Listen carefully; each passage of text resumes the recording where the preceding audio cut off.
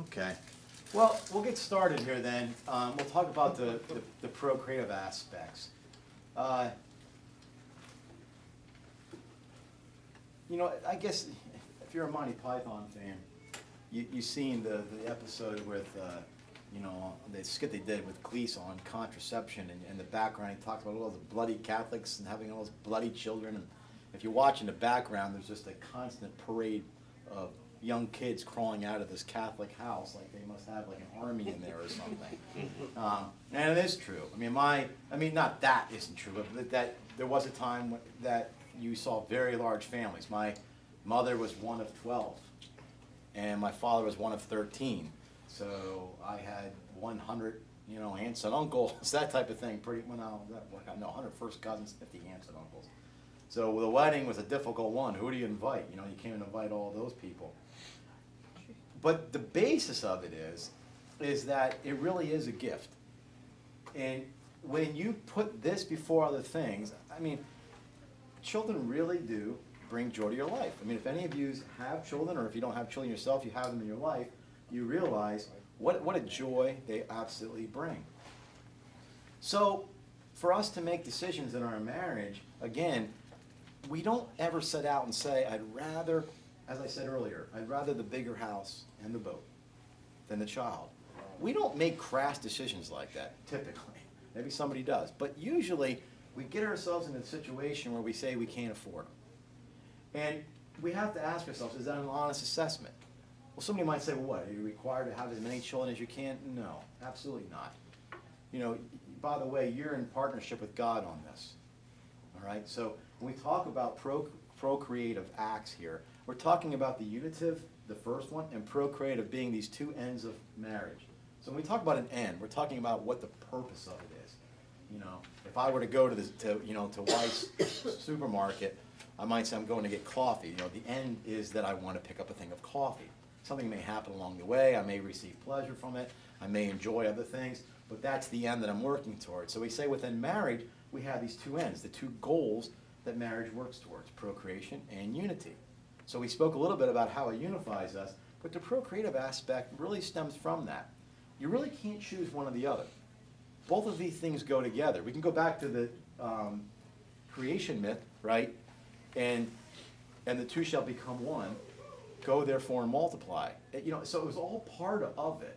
You know, it's an expression of the love, but it seems, again, it seems like an imposition placed on us. In other words, are we going to make people feel guilty if they don't have 4 kids? Absolutely not. You're in a partnership with God, as I said, so you've got to start discerning this. But get him in the conversation. Don't just start with yourselves. Don't just start, what do we want? I mean, certainly that's part of it.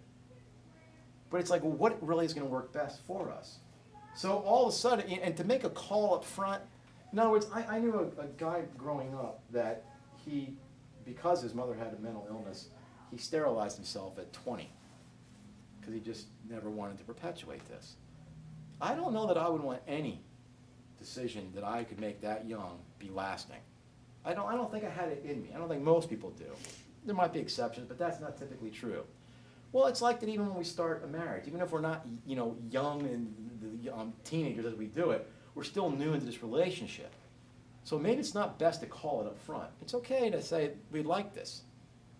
But I don't know that it's necessarily healthy to say, here's what it's going to be. Because you can't make calls on anything else in your marriage. You know, we all know, you never know what's ahead, right? So, again, it takes us out of ourselves. Children absolutely help break down the selfishness between two people. They help get us transcending out of ourselves. All of a sudden now, we have to sacrifice for somebody greater than ourselves and serve the kids. And that's not always easy. And then be responsible for them. I think that's what blew me away when I took my first daughter home from the hospital. I didn't know what the heck was going on. I didn't have any family in the area. I thought, who would let me take this child home? I don't know what to do. You know, I was scared. And then I talked to my employer, and he allowed me to work 4 10-hour days so I could take off Fridays. Oh, I remember the first diarrhea up the back. I didn't know what to do. I mean, you see, you know, I had to get my neighbors to come help me. I think I went through 3 boxes of wipes. I mean, I didn't know. I was like all over the place. But what a beautiful thing. And you know, and it changes everything. It changed. My education had to, you know, for graduate degrees and stuff, had to be put off for 10, 15 years. And I'm glad of it. trying to get a decent car. Well, that had to be put off, and I'm glad of it. Renting before, even though I would have liked to buy, I had to rent until I can find a way to get the house, you know, just a modest house to live in, and I'm glad of it. I mean, all these things, they weren't really I mean, they were sacrifices, sure, but they weren't really things that were taking away from me. You know, they were things that you kind of give gladly. And that's what it develops you as a person. And this is important. Let's not forget, we're trying to find a way on how you can have a marriage in 35 years. Your kids just throw their hands up and say, you set the bar too high. I never saw two people love each other more than this. And we really have that ability to do that. It's just going to take so much from us, but we have grace, okay? So let's look at some of the vows. I take you to have and to hold. Okay, this falls back on, I've chosen you, and you chosen me. You know, I'm not the most sentimental guy. I'm just, you know, I just grew up in a different neighborhood where you had to have tough skin. You know, in my house, you know, nobody peddled around stuff.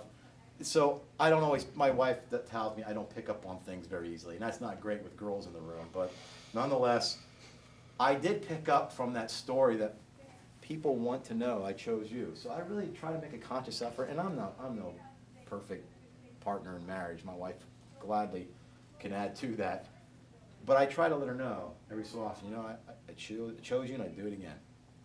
You know, I know what that would mean to hear. It's just affirming what, it's really just reliving our marriage. If we can just stick to the marriage vows, I mean, if we can like make a card and put these in our wallet, in our pockets, and look at these every day, what a difference it would make to have and to hold.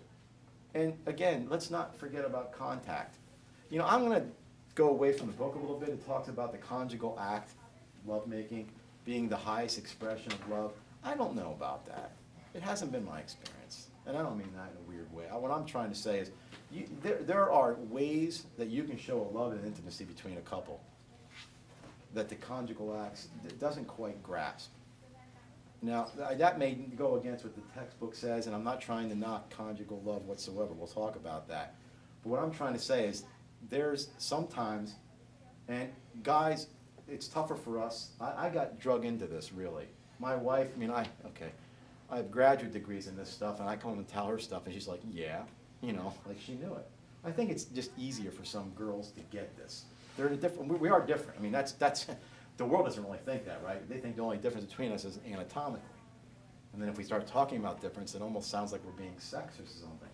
But you know, the woman just has so much other gifts that they bring to the table: the intuitiveness, the immanence, right? I mean, men are always out. We're always outside of ourselves. We're very transcendent.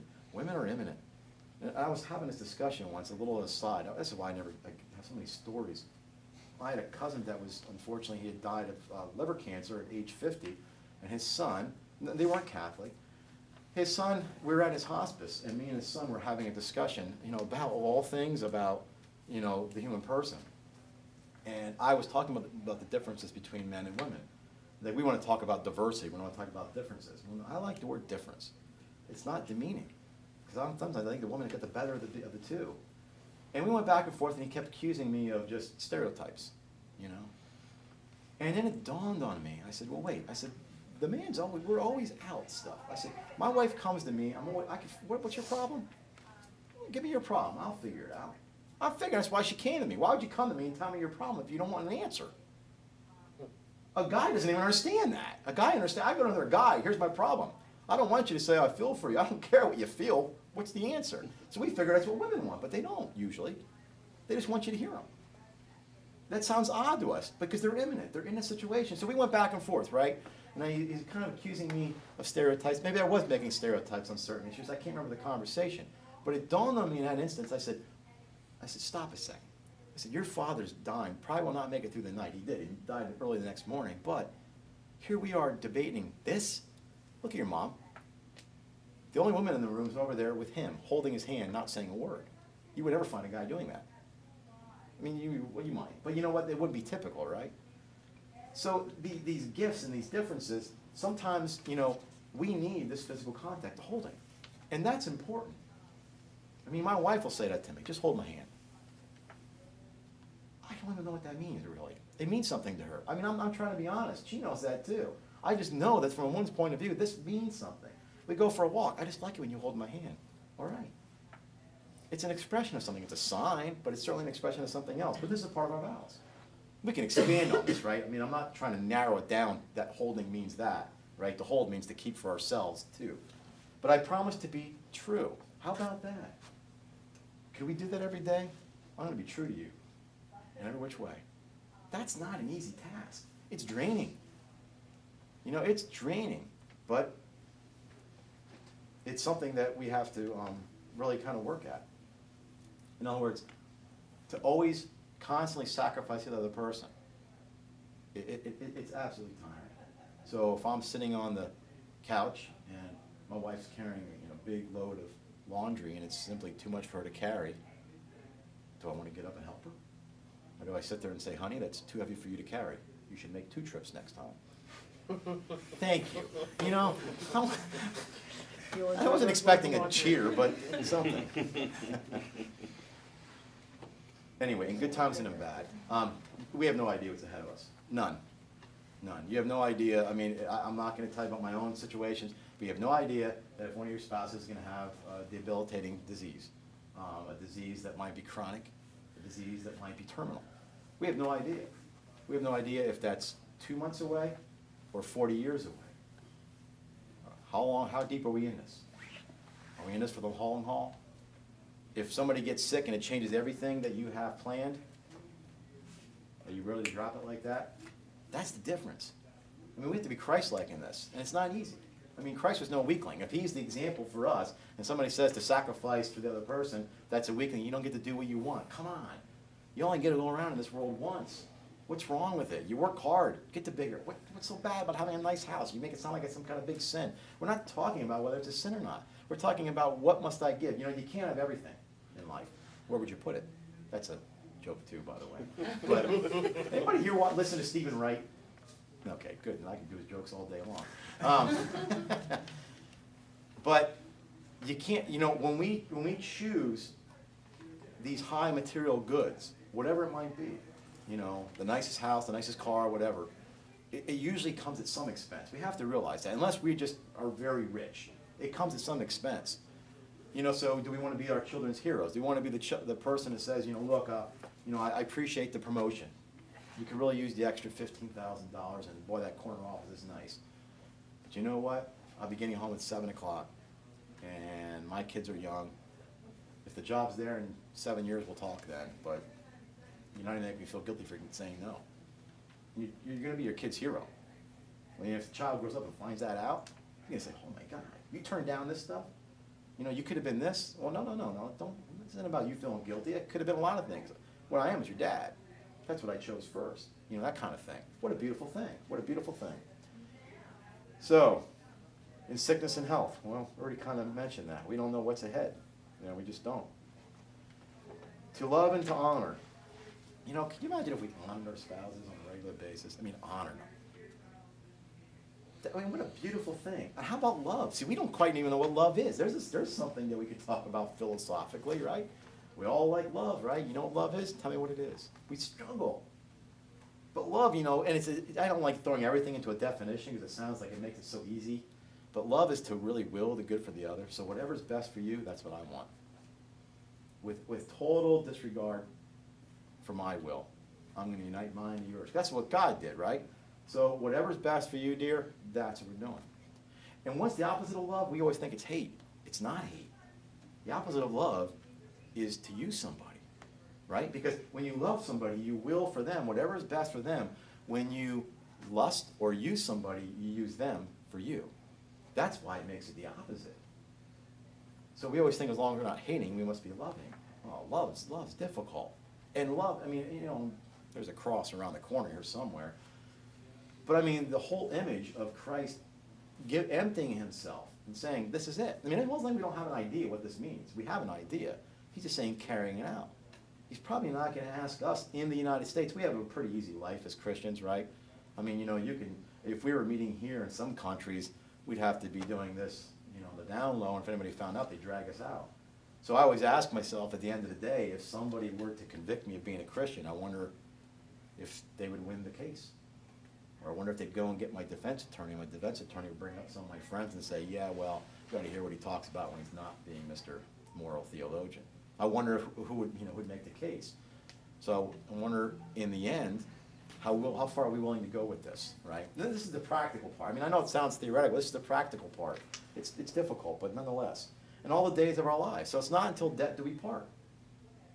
Right? Money, they say money's the biggest issue for divorce. Isn't that something? I mean, I don't know if that's true, but they say it's true. Even the secular world says it's true. Can you imagine that this stuff's getting destroyed because of money? I mean, it almost sounds silly. But, I mean, I say that and you say that, but yet we still make decisions based on this. So you can see why the divorce rate's so high. This is not an institution that's easy to come through. It takes a lot out of us. Not easy. Not easy. So anyway, to death do us part. And at that point, yeah, that's why marriage ends at death, because it's supposed to be a journey of two people. Really, you guys are the ministers in your own wedding ceremony, by the way. I mean, if you followed the rite, now nobody does this, right? Even though it's in the actual rite, the groom would not be up front with his groomsmen, and the bride would, and the bridesmaids be up there, and the bride comes down the aisle with the father. That's really an invention that came quite a bit later. And you may not like where it came from, but that came from the dowry idea. The father would, go to collect the dowry. The rite actually calls for the groom and the bride to come up the aisle themselves. They're presenting themselves. In the Latin rite, now in the Eastern rite it's a little different, but in the Latin rite, those are the two ministers you're offering to yourselves, and for one reason. I want salvation for you. So think in the end, the greatest thing that I could tell my wife if I go first is thank you. You got me there, or you're getting me there, that type of thing, So that's really the goal. So once the goal has been achieved, it's over. So we're not talking about a contract. See, contract, this is a covenant. A covenant is an exchange of persons. A contract always has a parachute clause. We're going to do this unless this comes up. Or there's always some escape clause. There's none in this. You're in. You got feet in cement. That's a bad image. But you get ready to go. You're locked in. Make the best of it. We only, it's one of these things. You only have, when you're married, you have a choice. Am I going to make this work? Am I not going to make it work? What kind of legacy do I want to leave? Do I want to leave a legacy for my kids that I celebrated 51 years before I died, and they're blown away by the love that we had for each other? Or that I simply had to go and find pleasure elsewhere because I thought I wanted to, kind of soak it all in because this is the only life I live. You only live once, that type of thing. So a lot of it's quite difficult, okay? What is this supposed to go to? 11. I like it. Okay, let me segue into this. This I think, is the most misunderstood aspect. Oh, I'm sorry I should turn this a little bit so I don't have my back to you the whole time. This is probably the most misunderstood aspect of the Catholic teaching, contraception. Now the church is really getting in the bedroom. Now they're trying to tell you what you should or should not use to have your children. First of all, the Catholic Church is not against birth control. They've never been against birth control. What they're against is contraception. So all contraception is birth control, because all contraception controls births. But not all birth control is contraceptive. Okay, so you're going to hear this next week. I'll just talk briefly about it. This is really where my wife, and she heard it for the first time, she liked it. This, by more so than anything else, protects the dignity of the woman. I never can understand, and I mean this sincerely. I am not trying to sell this. I honestly believe this, that if I'm talking to radical feminists, my wife considers herself a feminist because she's a woman who runs a business. I mean, she's quite good at what she does. But I'm talking about that radical image we had of feminism from the 70s. And those today that want to fight for what they call women's rights, I don't understand why they don't latch onto this. Nothing protects it more beautifully than this. We just have such a different, now that all our misunderstandings of the human person start coming in, our attack on freedom, our attack on whether or not we are incarnated beings and such. So what does the church say on this? The church said, okay, let's start and let's build up to this. First of all, you don't get somewhere just because you took one or two steps. We're not in the situation we are in our culture today just because of what happened in the last decade. This has been building. And I'm only going to deal with it very cursorily, okay? But you go back to the 1800s, mid-1800s, and there's a guy named Malthus, okay? Malthus had fears of overpopulation. Okay, that's still in the climate today. But he just said, look, if we don't do something about the population, then we're going to have increased famine, increased poverty, all this that's going on. A lot of the same arguments here today. But he said we need to reduce it. And he came up with his ways to do it, and they were legitimate. He said, first of all, show some restraint in marriage. Okay, in other words, you don't have to have 15 kids. There's nothing wrong with that notion, okay? He also said delay marriage, because a woman's fertility year, fertile years are, X, they're not unlimited. So he said if you just, if people were getting married in their teens, if we can get them married in their late 20s, and they're fertile, that only means a fertility window of maybe 10, 12 years or so, as opposed to 22, 23 years. So he thought, if we do those two ways, we can at least help curb this somewhat. Okay, so without getting into a bigger history on Malthus, because you can always look him up, you need to understand that became it became in the air everybody breathed. Almost like if you grew up in the 70s and the 80s, it was, Russia was the big evil empire, and worry about nuclear attacks. That was the idea. Today it's terrorism, right? I mean, it's just in the air we breathe. We accept it. Well, this was kind of in the air that they breathed. So you couple that with this person named Margaret Sanger. Now, Margaret Sanger was the founder of what's now known today as Planned Parenthood, all right? Without worrying about, without trying to make a bigger case than we could for her, let me just mention some things about her. And I really have tried to do my research on this, and I'm always open to being corrected. So I think what I'm giving you is pretty solid stuff. This is almost a hidden history in the United States, by the way. And when I say hidden, I'm not talking about something that's so, what are they, they're always worried about some sort of, what's the word, conspiracy, like, you fold a dollar bill a certain way and you can see the towers. I'm not talking about finding codes. I'm talking about flat out history that is, you can go and view. Margaret Sanger, and there's a book that just came out about her called The Birth of the Pill. A guy actually did a biography, I guess you want to call it more, maybe it's not a biography, but it could be about her. And he said, and he's not Catholic, I don't know that the man's Christian. He said this woman's main concern was for free sex. She wanted just the woman to experience the pleasure of sex without any fear of pregnancies. Okay, so we start to see, and this is the first person to do it, but we start to see the procreative and unitive getting separated, okay? Now, so she was a big push for some sort of oral contraception. By the way, even though we have the pill today, contraception has been around for thousands of years. The Egyptians had it. There was acidic things they can do.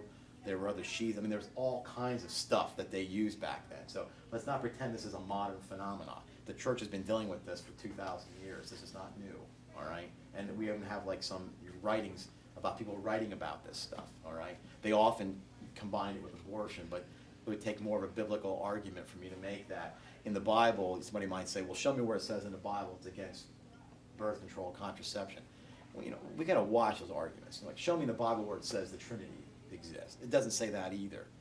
So there's words in the Bible about pharmacia, pharmakeia. Well, okay, where did you go to get fertility drugs and such to people who were pharmacists? Well, it's no different today. All right, but we're not going to worry about it. We're not making that argument. So Margaret Sanger really wanted this open sexuality, but there was something else that isn't often spoken about. She, and my mind just totally went, let me think of what the word is. It's not a hard word. When you try to do away with a race. Okay, I'm sorry. It's eugenics. Eugenics, thank you. This is helpful. Very good. I'm glad you're here. There was a eugenics movement.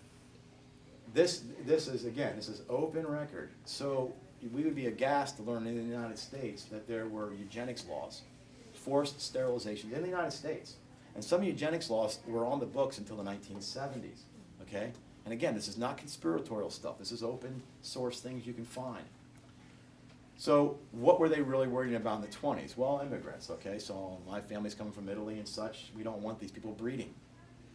As a matter of fact, if I don't use an overhead, but if I did use an overhead, I would show you, it used to be called the Birth Control Society before it was the Planned Parenthood. That name changed later. And there was also the Eugenics Society. And the Birth Control Society put out a regular journal called the Birth Control Review. And in the birth control review, and you can read it for yourself if you think I'm misinterpreting it, but I would show you the cover and the volume and everything, and you get these online. They're all PDFs. You can read actual scans of the original PDFs. Talked about that, you know, the melting pot is an absolute disaster. We need to build a race of thoroughbreds. She was very clear on who should not be reproducing. The ethnics, the blacks, and the poor. We got to stop them from breeding. I mean, she was very clear about this. Why did she wanted them on birth control so they would stop breeding, and she wanted white women on birth control so that they can free up sex. She herself had affairs. I mean, she didn't even hide any of this stuff. She had affairs, other people had affairs. In the 1930s, the eugenics movement was so strong in the United States, and again, I know this is going to sound like it's, you know, over the top, but check it. The eugenics laws in Germany were patterned after eugenics laws in the United States. We don't often hear that part of our history. They looked to the United States for the eugenics laws, and the eugenics movement, the Eugenics Society of the United States, championed what they were doing. Because let's not forget, this is the 1930s in Germany. We don't know the word Holocaust yet. At this point, all he's doing is trying to have a race of thoroughbreds. Okay, well, that ID was patterned after this.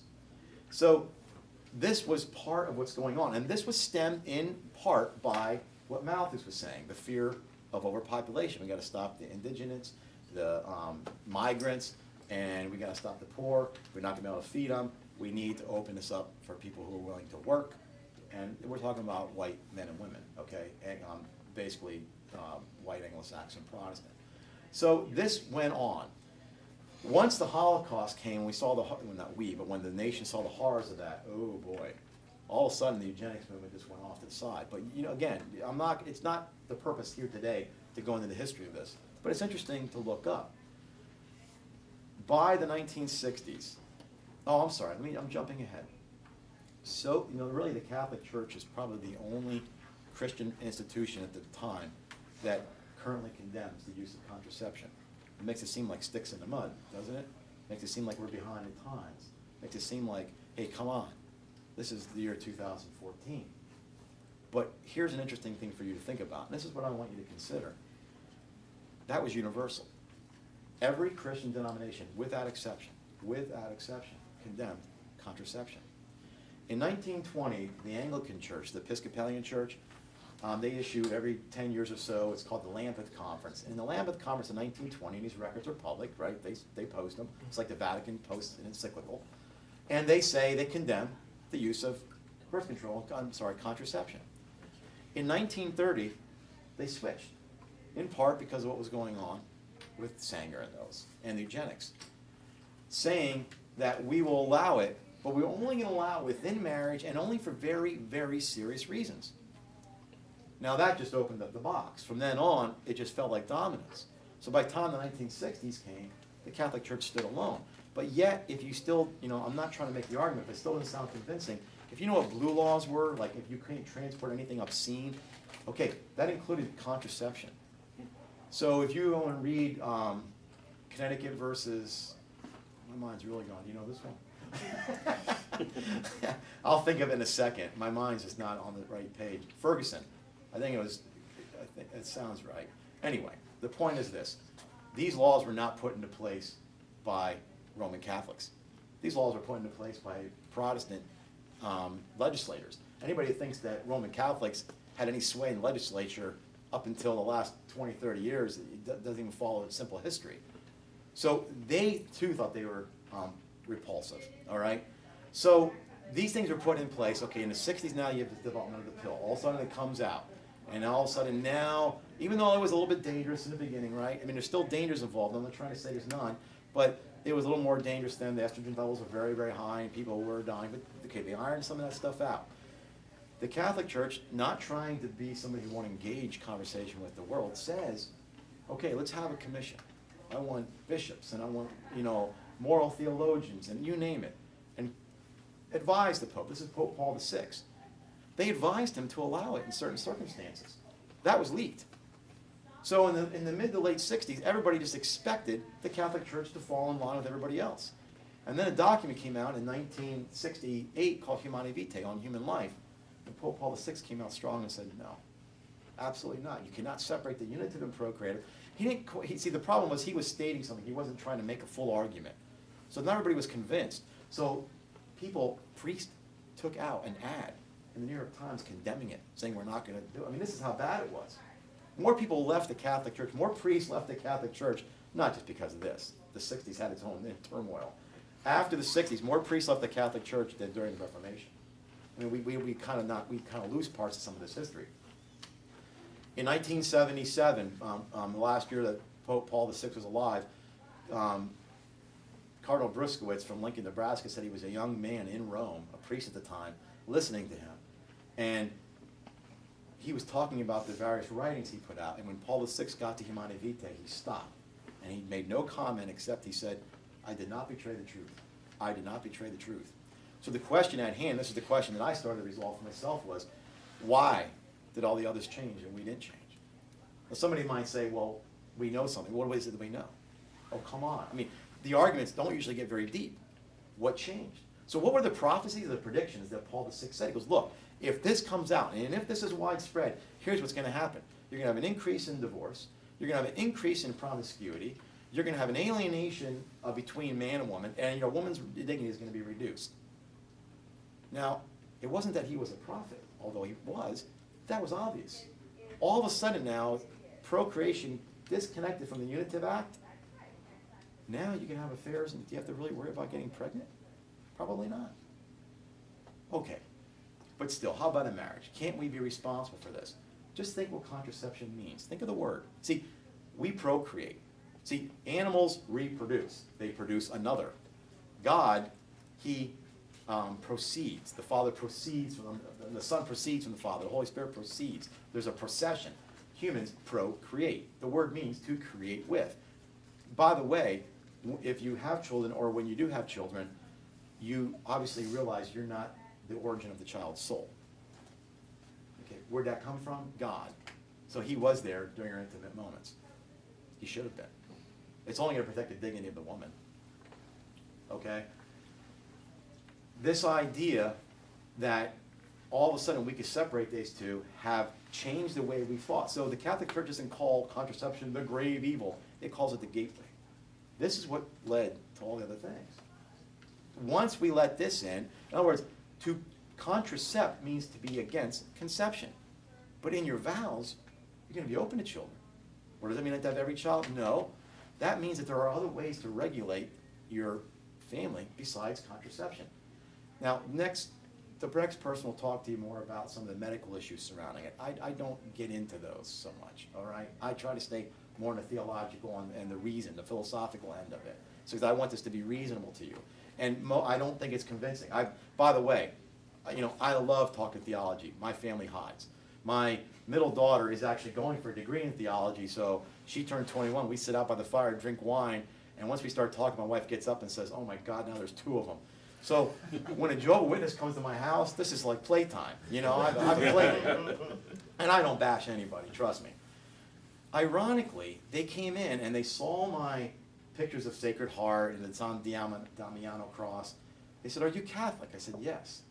They said, well, we'd like to ask you something, and we don't want to put you on the spot because you may not be prepared to talk about it. But we'd like to talk to you about contraception. I'm like, is there a camera somewhere around here? I mean, this is kind of my specialty. You got to be kidding me. I said, are you serious? And I didn't tell them any of my background because what matter would it be? So we started talking, and an hour and a half went by. And they came back the next Saturday and wanted to talk again. Another hour and a half came by. They left saying, we're reconsidering it. I said, if you change your mind, would you let me know? Because to my knowledge, I've never, ever convinced anybody. So I'm putting it out to you too. If you guys ever change your mind, let me know. The irony is the first person that I may have ever convinced is a Jehovah's Witness. Let me tell you how contraception works, okay?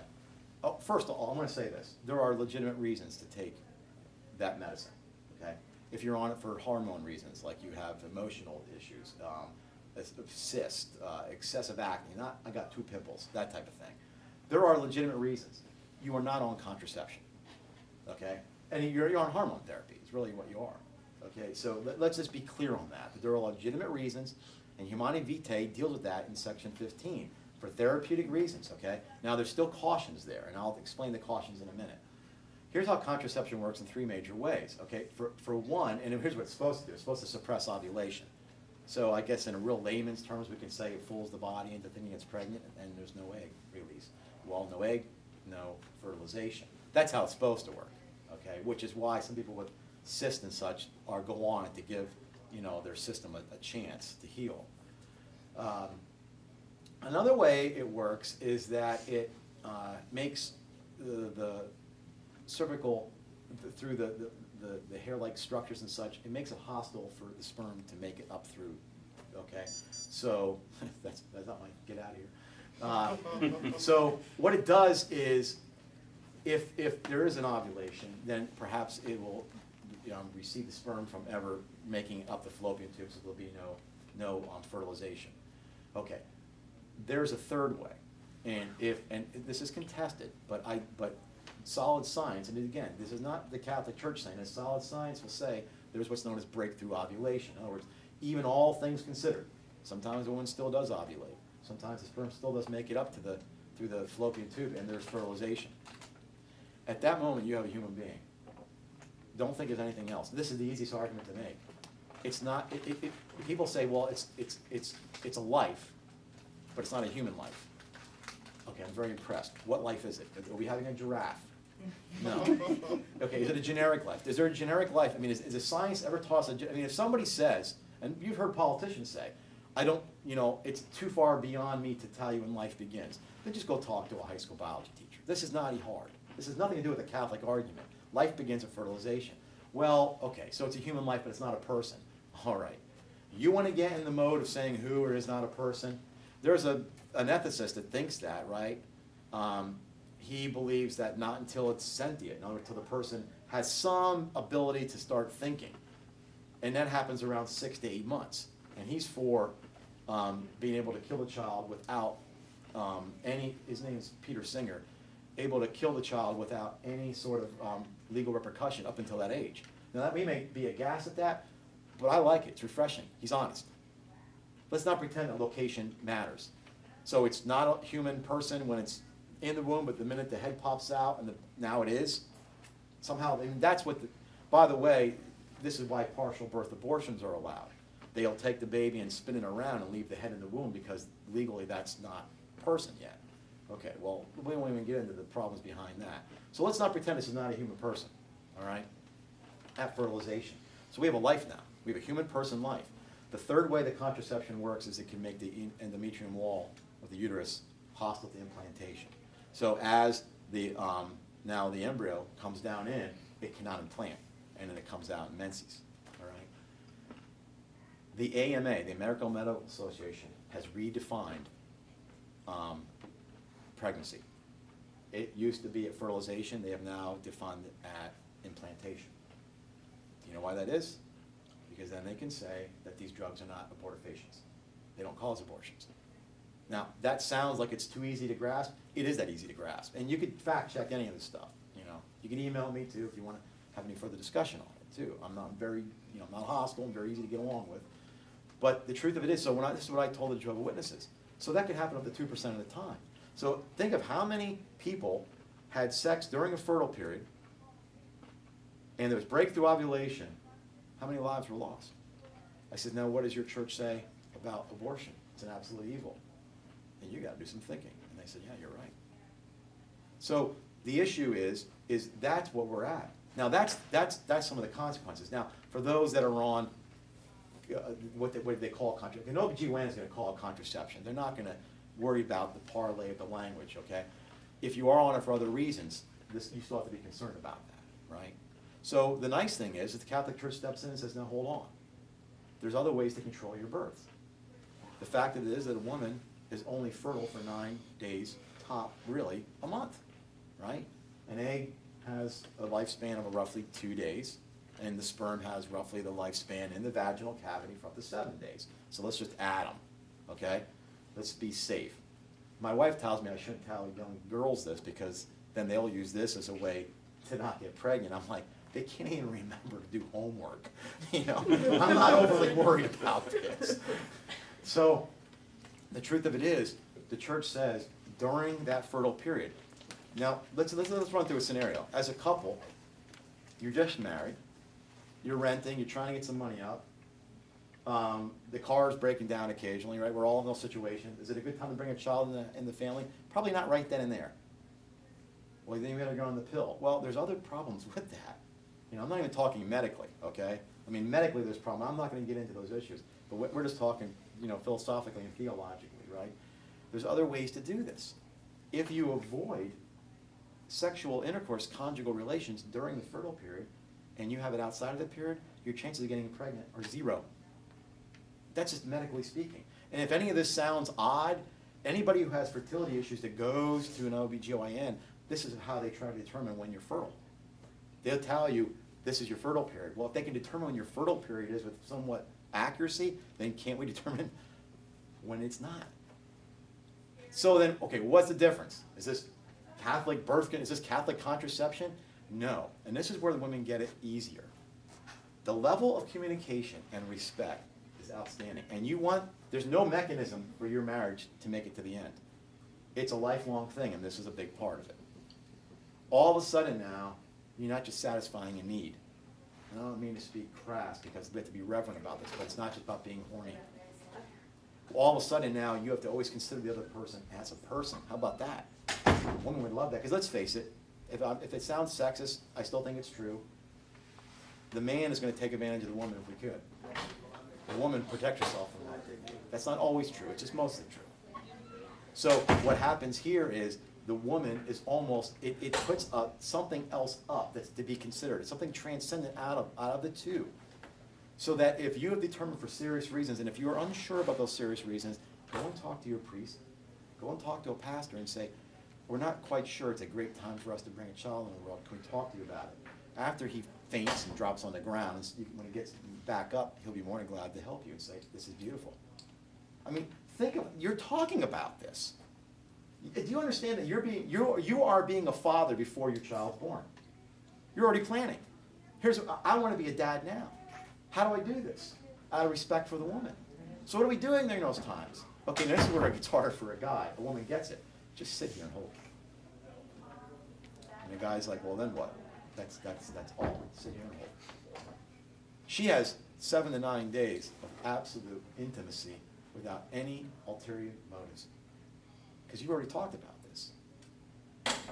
I'm telling you, my wife will tell you, you can give her a $10 million job a year. Keep it. I'll take that. You can still abuse these situations, right? You can abuse anything. We're pretty good at finding our ways around things. Well, what a protection for the woman. So, okay, so is it still just Catholic contraception? Well, then I start out by saying understanding the human person, and understanding of our design, and working within the design. That's all we're doing. It's a design of the human person. We know this more by science than anything else. If people think the Catholic Church is against science, not only is that scholastically ignorant, but it doesn't have a basis. We love this. Science is helping us. So now we know. So the next session, we'll talk to you about various ways that you can do that. So again, you're starting on a decision and saying, right now we're just going to avoid it for very serious reasons. And when you're not, then you're back in. And it's quite beautiful. And it's 100%. Don't listen to statistics. It only works half the time. Tell science that. How can you get pregnant outside of your fertility period? Well, how can I really know my fertility period? There's ways to know that. Well, what if I can't know it down to the day? Then add 3 days if it makes you happy. I mean, really? I mean, at some point, we have to start saying, what are we in this for? But are we still avoiding children? No, we're planning. This is different planning. But are you controlling your births? Absolutely. Because the Catholic Church is not opposed to birth control. The Catholic Church is just opposed to a mentality that's even built into the word. I'm against conception. I want to give you all of me except that. That I will withhold. So the reason why, and I don't want it to be misunderstood, the reason why I said the conjugal act is not always the greatest display of intimacy is that's a beautiful period. That's a period that just you grow and you nurture, and it's amazing.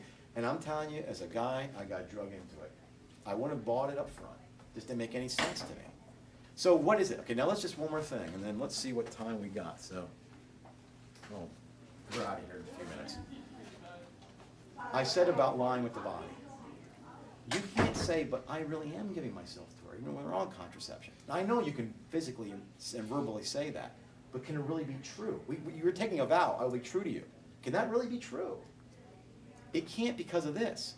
You can't say that I have taken something that will physically stop my body from giving myself to you, but I'm going to give myself to you in here. You just split the human person.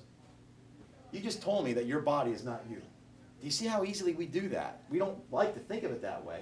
In other words, you can't say yes. If you go to your dad when you're young and say, hey, Dad, I want to go to the carnival. Can I get 10 bucks? And he says, no, I'm not going to give you anything. Well, what are you doing? You nodded your head yes, and you said no. Come on, I need money. I'll give you whatever you need. We can't split the body. What the visible does reflects the invisible. You don't get to choose that. I mean, we like that. We want to choose that because that's what the world tells us, right? We're up against that. But the truth of it is we can't choose that. So in a nutshell, that's the Catholic understanding, that this unitive and this procreative aspects have to remain together. But it's not a burden. It's not a law imposed from the outside. It's something that's been discovered in the human person, sustained by science, and still allows you to work with God and say, is now a good time? Can you imagine that? And not only that, but then you tell your child, we chose you. We chose you to bring in the world. We are looking forward to this. You are actually setting yourself up as a dad before this child was ever born. When the child comes into the world, you're ready because you planned this. That's kind of the beauty of it. Any questions? Now remember, if somebody gets convinced, you got to let me know. I need one under my belt. You're not letting me do this anymore. All right? Okay, guys. It was a pleasure. Let's just quick pray and we're out of here. In the name of the Father, and the Son, and the Holy Spirit, amen. Lord, you just be with these couples. Give them the grace and the strength to do all the things that are necessary in their lives. Take all anxiety away from them that is not from you, that is from the evil one. Give them quick minds and calm hearts. And may nothing I said today ever detract from your love for them. We ask you to bless us in the name of the Father, and the Son, and the Holy Spirit. Amen. All right, guys. Thank you. Thank you.